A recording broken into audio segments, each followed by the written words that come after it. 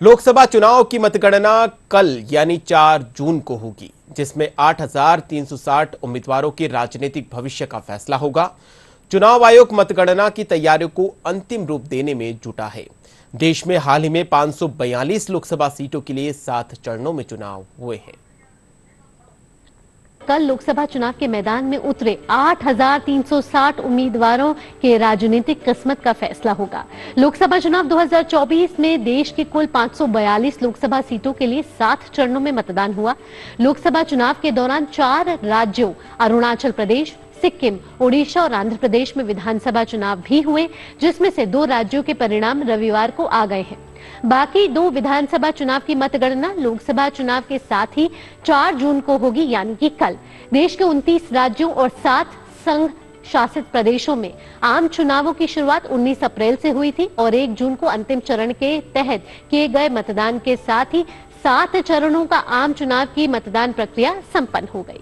चुनाव आयोग ने होम वोटिंग समेत कई नई पहलों की भी शुरुआत की, ताकि दुनिया के सबसे बड़े चुनावी मैराथन और दुनिया के सबसे बड़े लोकतंत्र में अधिक से अधिक मतदाता बढ़ चढ़ कर भाग लें। चुनाव आयोग पूरे जोर शोर से मतगणना की तैयारियों में जुट गया है। पर्यवेक्षकों और मतगणना दलों को परिपत्र बांटे जा चुके हैं। साथ ही हीट वेव से बचाव के लिए पर्याप्त ORS, मेडिकल किट और मेडिकल टीम भी मतगणना स्थल पर मौजूद रहने वाली है। पूरा देश इंतजार कर रहा है उस दिन का जिस दिन ईवीएम पर लगा हुआ ताला खुलेगा और उम्मीदवारों के भविष्य का फैसला होगा।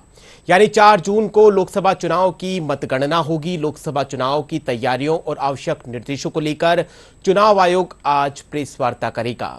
इस दौरान आयोग कई जानकारियां भी साझा करेगा। चुनाव आयोग आज दिन में करीब 12:30 बजे एक प्रेस वार्ता करेगा। लोकसभा चुनाव के लिए कल यानी कि आने वाले 4 जून को वोटों की गिनती होनी है। 1 जून को लोकसभा चुनाव के 7वें और अंतिम चरण का मतदान समाप्त होने के साथ ही सभी की निगाहें अब 4 जून पर टिक चुकी हैं।